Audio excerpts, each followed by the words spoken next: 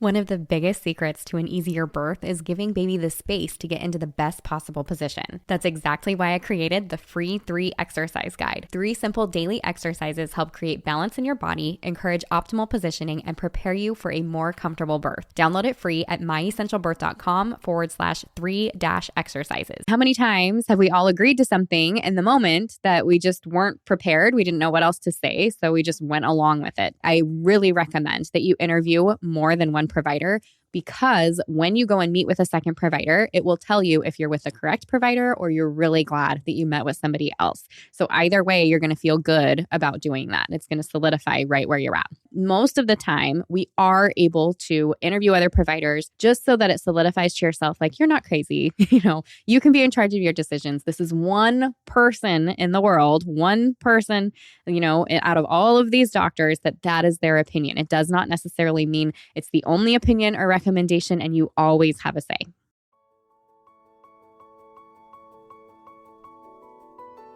Getting pregnant and giving birth are 2 of the most exciting things you can ever hope to experience in this life. The moment you think you could be pregnant, you're frantically searching for all the best information, which is why you're here today. I'm Stephanie King, and with my many years of experience as a professional childbirth educator, doula, and lover of all things pregnancy, birth, and postpartum, I'm here to make preparing for your birth enjoyable, empowering, and totally easy.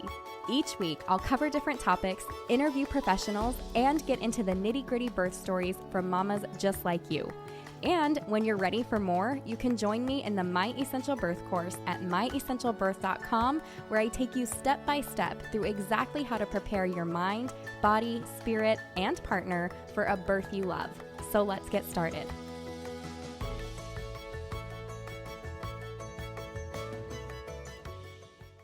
You know what's interesting is most women don't leave their prenatal appointments feeling angry. They leave feeling confused, or like something set them off in some way that makes them feel uneasy, or like they weren't happy with the conversation they just had, or upset worrying about their body or their baby, especially as pregnancy continues and we're hitting those 2nd and 3rd trimester conversations that end up happening with the provider.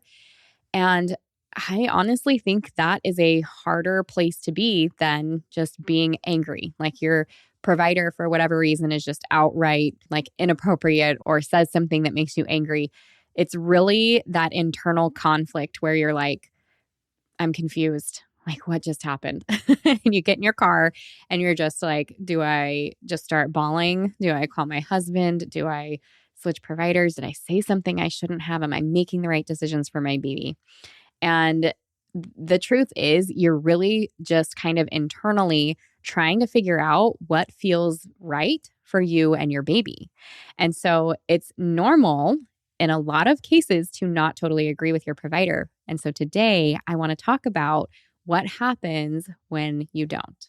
Now, first off, let's talk about some of those examples that may or may not have happened to you before or could happen in your future, where you are kind of like, wait, what? I didn't see that coming. So here's one that every one of you is going to come across, especially if you are giving birth in a hospital, and that is the induction conversation. So probably by week 36 appointment, they're saying, okay, well, let's make sure we schedule your induction for 39 weeks, or, maybe you can push it off to 40 weeks with them, but they do not want you passing that guest date for sure. So that is a conversation that you're going to be having. Maybe you're comfortable with that. Maybe you're on the same page. You feel good because of your medical history, because of whatever, and that's fine. But maybe that's not something that you want to be doing. Or your blood pressure was elevated today, and that can happen. We talk about white coat syndrome, right? And we see that with moms. Maybe their blood pressure has been fine the whole time, but they do get some of that anxiety when they are meeting with their provider for whatever reason, or just being in a medical setting. That's why it's called white coat syndrome. And so their blood pressure goes up, but then when they're home, it's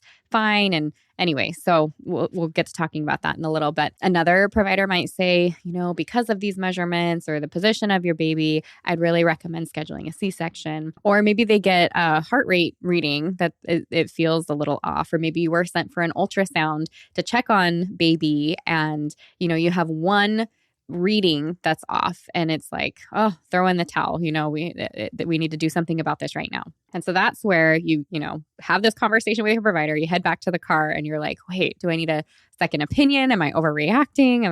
And calling your husband and feeling all the emotions. And meanwhile, you're probably pulling out your phone and searching all these things, and you're on ChatGPT or Google and you're like, baby measuring big, is the ultrasound wrong? Or, can I refuse an induction? Or it's like full panic mode. Like, what can I do? In other words, something is off. That doesn't feel right. We're not working together here. And I think one of the hardest parts of pregnancy is that there's very few decisions that come with absolute certainty, right? So if the ultrasound says that your baby might be 9 pounds, I mean, they could be or they could not be, and your body can handle that just fine, or you might have to deal with a shoulder dystocia.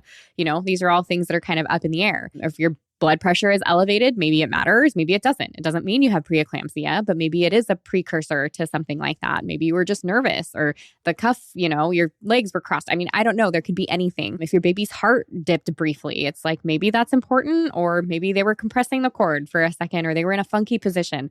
There's all kinds of reasons for that. And the truth is, like, medicine is a practice, right? We're practicing this. And so we don't have certainties for a lot of these things. And even what your provider is recommending is based off of their own knowledge, their own experience, the way that they feel about something, and how they've been taught. And from one provider to another, that can look very different.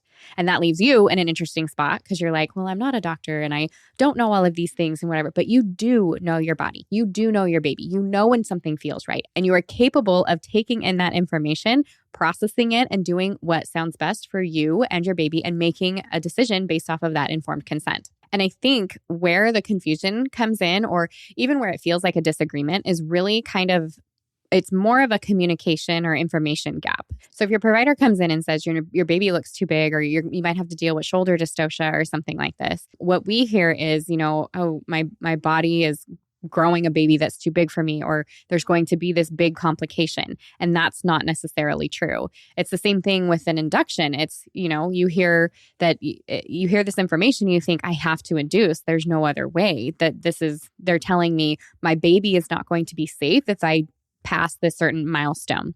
And so it's just about getting that information. So asking questions that get good information is really important. So if you have that big baby scenario, maybe you can say, with a large baby, what concerns are you seeing specifically? And kind of what are some other options, right? Or how certain are we about these estimates? Can you tell me a little bit more about ultrasounds and how accurate they are, and what that means for me going through labor? Because I will tell you, with big babies, those ultrasounds are not accurate for measuring their height and weight. And so you can be told you're going to be having a 9-pound baby, and you can give birth to a 6-pound baby. And it is not uncommon for this to happen. And what's crazy is that they know that. But now you know that too. Other questions to ask, like, what would happen if we waited a few more days? What are you most concerned about with this situation? What are the other options that you would consider reasonable? And it's really just about having that communication. And remember, when you're asking for more information, it doesn't mean that just because you asked for it, you have to take whatever their recommendation is. It's information that you're gathering so that you can make a decision for your body and your baby.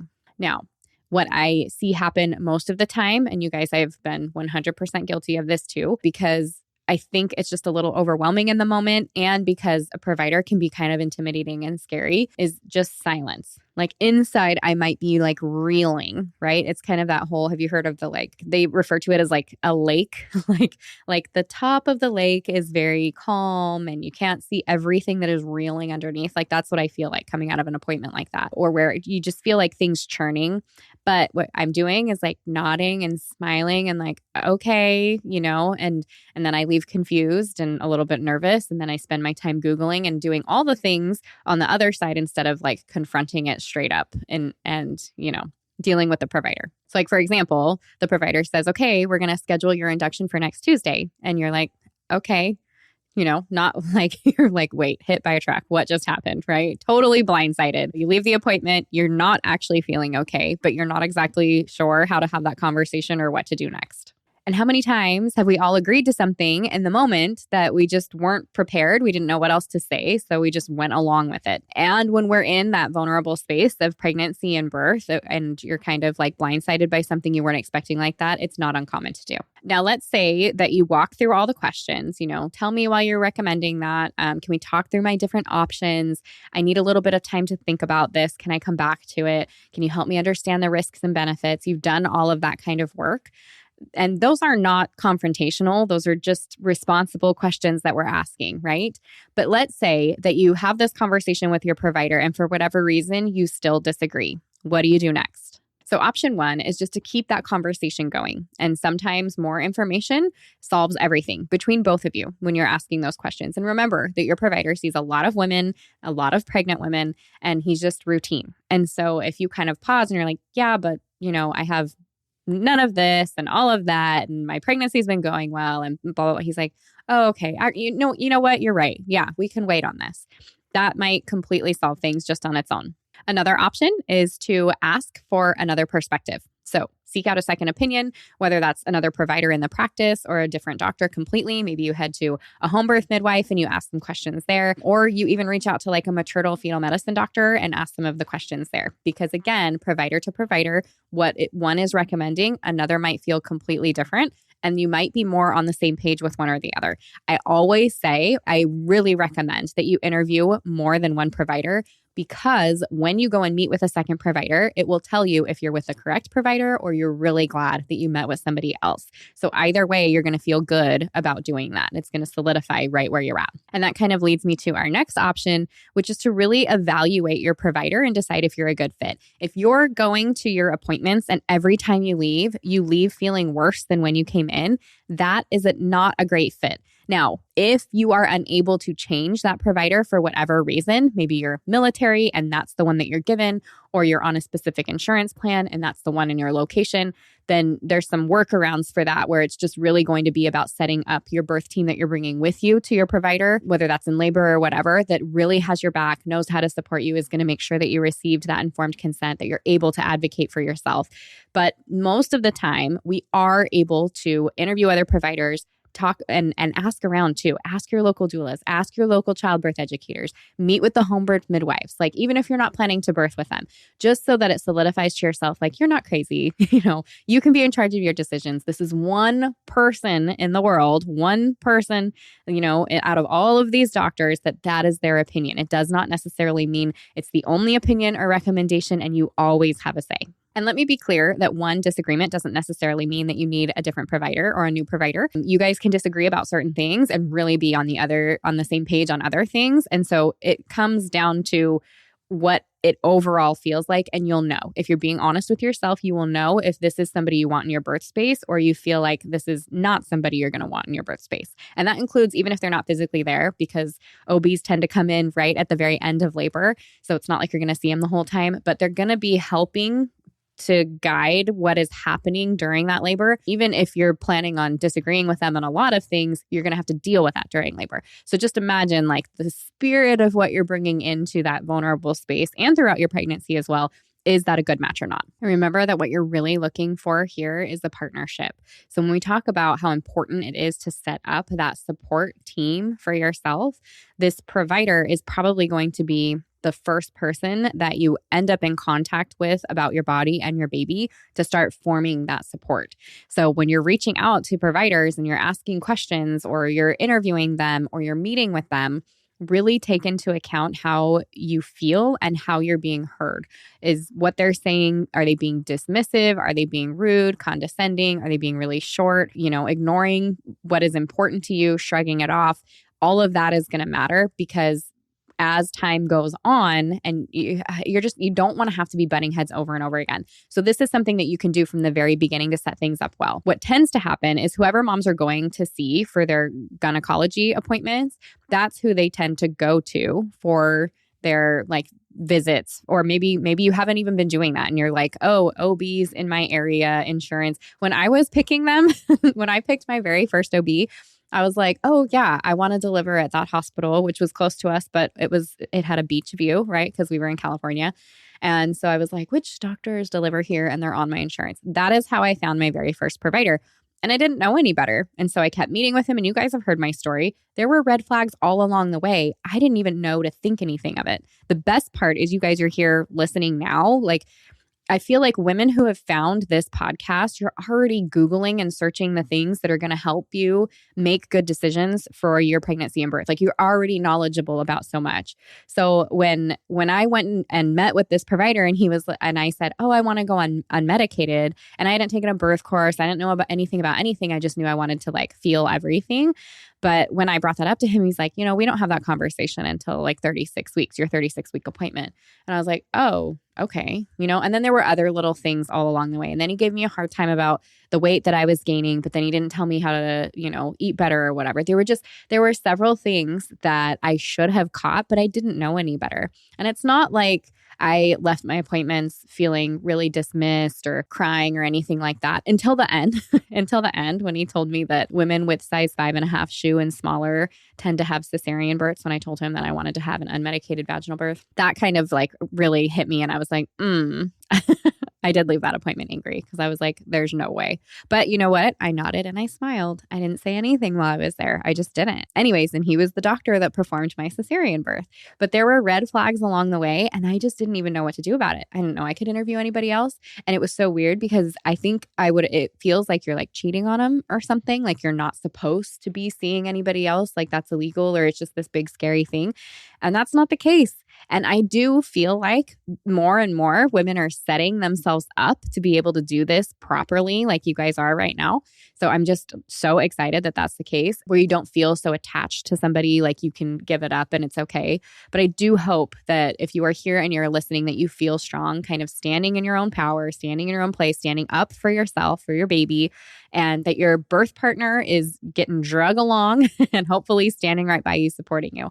But as you build that birth team up, you are going to feel so much better about the space that you're going to give birth in, because then you don't have to be worried about, am I going to have to deal with this, which holds that tension and whatever during labor, right? Like, am I going to have to deal with this during my labor? It's like, no, we're all on the same page. And so I can focus and breathe and relax and work through my contractions as I should be able to. So that is the goal with today's episode. So if you do disagree with your provider, know that there are solutions along the way. There are questions you can ask and things that you can do so that you feel calm and confident and really prepared for going into labor time.